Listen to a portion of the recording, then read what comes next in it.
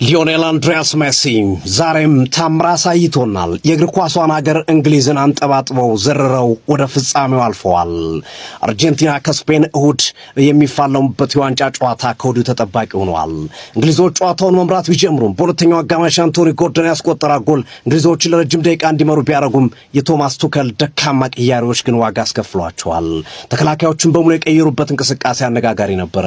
ጎርደንን አስወጥተው ኢዝሪ ኮንሳን እንደዚሁም ደግሞ ዲክላን ራይስን አስወጥተው ኒኮ ኦራይሊን ያስገቡበት ከዛ ባለፈ ደግሞ ሪቻርድ ጄምስ በወጣበት እንቅስቃሴ ዳምበርን ያስገቡበትና በስምንት ተከላካይ ተጫውተው አንዷን ጎል ለማስጠበቅ የሄዱበት እንቅስቃሴ ዋጋ ያስከፈለና እንግሊዞች በትልቁ ጸጉራቸውን እንዲነጩ ያደረገ እጅግ ደካማ ውሳኔ ሆኖ ተመልክተነዋል። በተቃራኒ ሊዮኔል ስካሎኒ ቡድናቸው እየተመራ መሆኑን ተከትሎ ሮድሪጎ ዲ ፓውል፣ ኒኮ ጎንዛሌዝ፣ ላውታሮ ማርቲኔዝ የመሳሰሉ እሳት የላሱ አጥቂዎችና የአጥቂ ባህሪ ያላቸውን ተጫዋቾች በማስገባት ጨዋታውን ቀይረውታል። ሜሲ እንግሊዝ አርጀንቲና ከመመራት ተነሳ ወደ አሸናፊነት ስመጣ ሁለቱንም አሲስቶች ያደረገው እሱ ነው። ለኤንዞ ፈርናንዴዝ ከማዕዘን ምት የመጣውን ኳስ አሲስት ያደረገው ኤንዞ ፈርናንዴዝ ከሳጥን ውጭ ለጠፈው። እንደገና ሌላ ኳስ ከሳጥን ውጭ ያሻገረ በግንባር ላውታሮ ማርቲኔዝ ወዘወዘው።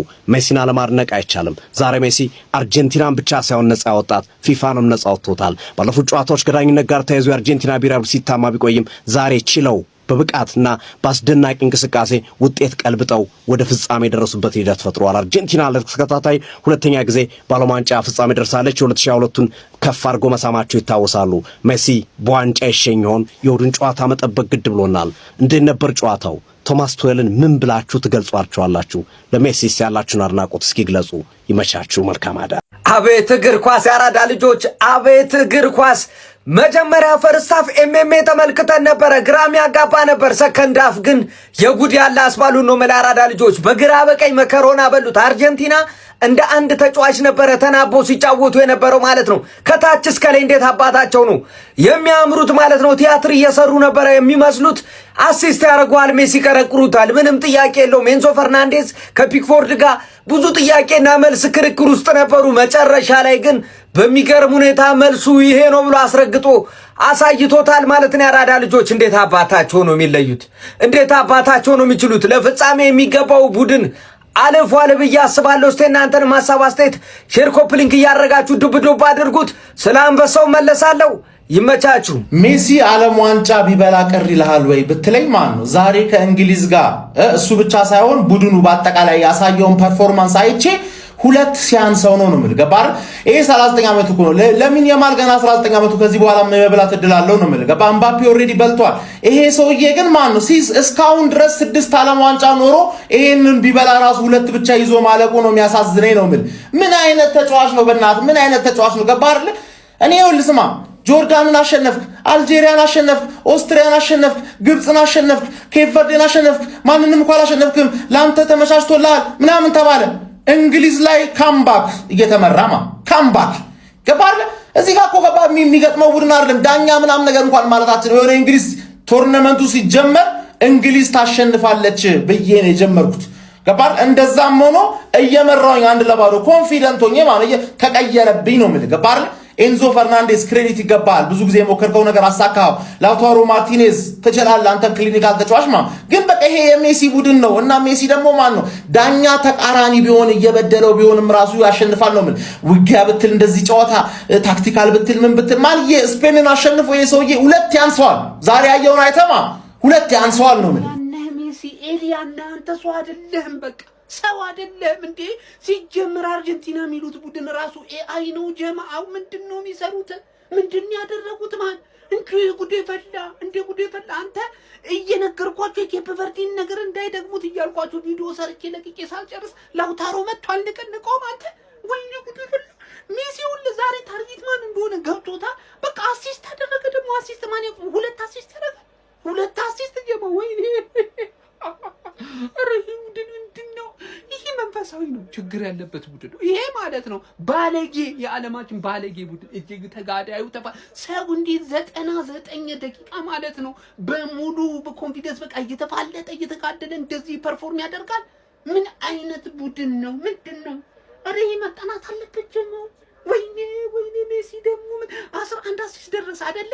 ለብቻው ቪዲዮ ሰራለሁ ምን አደርጋለሁ መቼስ ወይኔ እንግሊዝ ወይኔ እንኳን ማርቆጠርኩኝ እኔ የለሁበትም ቶማስ ቱዌልና ቀልዱ እኮ ያልቅም። ያራዳ ልጆች አይደለም ያለን ተከላካይ ተጠቅመ ይቅርና ቻይና ሰራሽ አቡጀዴ ጠገን ወታደር ሮቦት ብታመጣ እዚህ ጋር ንቅንቅ የሚል ነገር የለም። ከላይ እኮ ነው የመጣው። ያራዳ ልጆች የፈጣሪን ገጸ በረከት በደንብ ለማሳየት ምድር ላይ የሚያበራን ተጫዋች በተጫዋቾች በሰው አቆመዋለሁ ብለህ የምታስብ ከሆነ ቂል ነህ ማለት ነው። ያራዳ ልጅ ይሄ ሊሆን ሊከሰት የማይችል ነገር ነው። እንኳን አሁን ነው ማለት ይሄ ሰውዬ እኮ አሁን ጨርሶ ሊያረጋግጥልህ እኮ ነው። በቃ እኔ በጥሩ መንገድ ልጨርሰው ብዬ ነው እንጂ እግር ኳሴን ብሎ የራሱን አሻራ በሚገርም ሁኔታ የጻፈ ሰው ነው። ዞር ብለህ መመልከት ነው። እስከ ዛሬ አምስትሪንግ በሽታ ይዞት እግሩን እዚህ ላይ ጭኖ የሚሄድ ስንት ተከላካይ አለ በዚህ ሰውዬ ምክንያት። ያራዳ ልጅ መከራቸውን ነው ሲያበላቸው የነበረው። ዛሬ ሁለት ኳስ ጣል አደረገ፣ ሁለቱም ቦታው ልዱብ አለ። ያራዳ ልጆች ስራዬን ጨርሻለሁ። እኔ አሁን ለቀጣዩ ነው ማሰብ። ስፔን ደግሞ ልጆቻችን ናቸው። ኮርኮም አድርጌ የሚሆነው ይሆናል።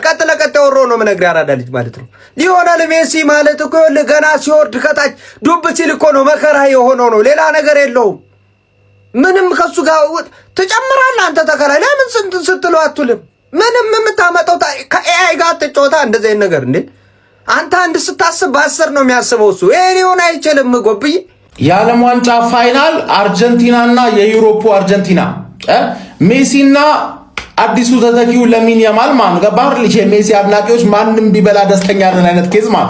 እኔ ግን ማን ስግጥ ብዬ ስርስ ብዬ ሜሲ እንዲበላ ነው ምቋጠረው። እኔ የሀገር ጨዋታ ላይ ምናምን ትንሽ ቀላዋጭ ያለ ጸባይ ያለ ሊመስል ይችላል። ገባ ምክንያቱም ለምን እንደው ታውቃለህ? ማንንም ስለማልደግፍ መጨረሻ ላይ ታች ድረስ ስትቀደኝ ስትፍቀኝ ማንንም አልደግፍ። ምክንያቱም ሀገሩ ኢትዮጵያ አይገነኛ ተረዳ። ዝም ብዬ ብቻ መሀል ጨዋታ ላይ ልቀየርብ ይችላል። አሁን ይሄ ጨዋታ ላይ አንድ እኩል ሲያረጉት በቃ እነዚህ ሰዎች ካምባክ ሊያደርጉ ነው አልኩኝ። ሲደግሙ ማን ነው ምቅር ሊለኝ ደስ ነው ያለኝ። እንደው ጭራሽ ማን ነው ይሄ ሰውዬ በ39 ዓመቱ አባቴ በ39 ዓመቱ ከባለው አርጀንቲና ይሄን ዓለም ዋንጫ መብላት አለባት። ከእንደገና ደግሞ ያረጀ ቲም ነው፣ ኦቨርሬትድ ቲም ነው ምናምን ያልኳቸው ነገሮች እንዳለማ እነዚህ ነገሮች ይዘው ራሱ ስፔንን የማሸነፍ አቅም አለባቸው። ግራንትድ ስፔን ቀላል ቡድን አለች ምን ነው ማለት ከባድ ቡድን ግን ስቲል የማሸነፍ ቡድን አለው። ምክንያቱም ማለት ነው አንድ ሜሲ አለ፣ ሁለተኛ ነገር ደግሞ ሌላው እንዳለ ደምና ወኔ ያለው ይሄ ራሱ ወኔና ደም ያለው አቨሬጅ ተጫዋች ምንም ሞራል ከሌለው ሚችል ተጫዋች 100% ይሻላል ማለት ገባር። ወኔና ደም ያለ አቨሬጅ ተጫዋች ቪኒሺየስ ጁኒየርና ኤምባፔ ሊሻሉ ይችላሉ ነው ማለት ባጭሩ። ስፔን ትላንት እነ ኦሪዛባል እና እነ ኦልሞ ያሳዩን ሰው ነገሮች ማለት ገባር። ኦልሞ ኦሊሴን ወሊሶ ነው ያደረገው። የባለፈው የትላንት ፎቶን አይታችሁታል አይደል? በቃ ስለዛ እኔ ማለት ሜሲ አንድ ዓለም ዋንጫ አይደለም 3 ይገባው ነበር።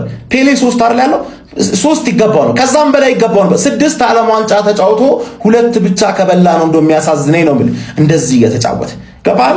እሱ ታዝሎ ምናምን እንኳን አይደለም ደግሞ በሚችል ቡድን ታዝሎ ሳይሆን ማይችልን አቨሬጅ የሆነን ወኔ ያለውን ቡድን ከአሰልጣኙ ጋር ሆኖ አሰልጣኙ ራሱ ሊዮኔል ስኮሎኒ አንተ ራሱ ሊዮኔል ሚል ስም ውስጥ ኖሮ ማን እንደሱ ዘረባ አይኖር።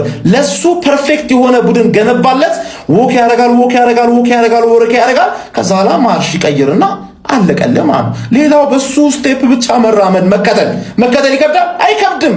እኔ ወላሂ ነው የምላችሁ ለዚህ ቡድን አጨብጭቡለት ብቻ ለሜሲና ለዚህ ቡድን አድናቆት ብቻ ሰጡት። በቃ ምንም ነገር ልታደርግ አትችልም። በቃ እመን አለ በጣም ነው የሚችለው ይሄ ቡድን። በቃ ይኸው ማን እንደው ቀኑን ሙሉ ይሄን ቪዲዮ ሙሉ እንዲያጨበጨብኩለት ለዚህ ተጫዋችና ለአርጀንቲና ቦታ በጣም ነው ደስ የሚለኝ። በጣም ማለት ነው በቃ ምን አይነት ተጋዳይነት ነው፣ ምን አይነት የሀገር ፍቅር ነው፣ ምን አይነት ብቃት ነው የምታሳዩት፣ ምን አይነት ተጋዳይ ናችሁ፣ ምን አይነት ጦረኛ ናችሁ። ማንዬ እንዴ ሲመረ የነበረውን ቡድን እነ ጌፖል ተቀይሮ ገብተው ምንድን ያደረጉት ይኸው ለታርጌት ማኑ ሜሲ ማለት ነው ምን አይነት ስራ ሲሰራ እንደነበረ በ39 ዓመቱ ተመልከቱ። በቃ ድሪብል እያደረገ እየተመታ እየተቆረጠ እየተነሳ እየታገለ ማንዬ 2 አሲስት ነው ማድረግ የቻለው።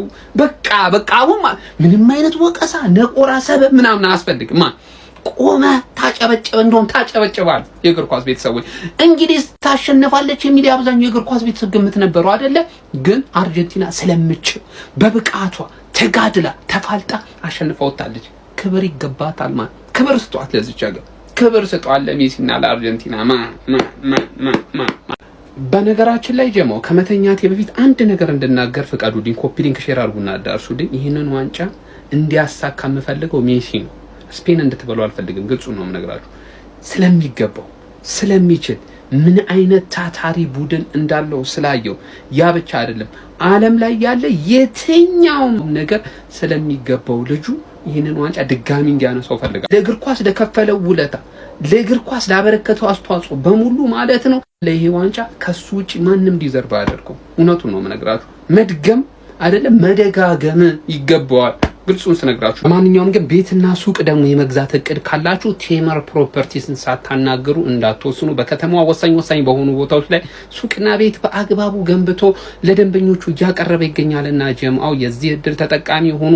አሁኑኑ ወደ ቴምር በማቅናት እንግዲህ የሱቅና የቤት ፍላጎቱን ያሟሉ። ሜሲ ይለያል፣ ቴምር ደግሞ ቤት በማቅረብ ነው የሚለየው። ጀምአው ይመቻችሁ።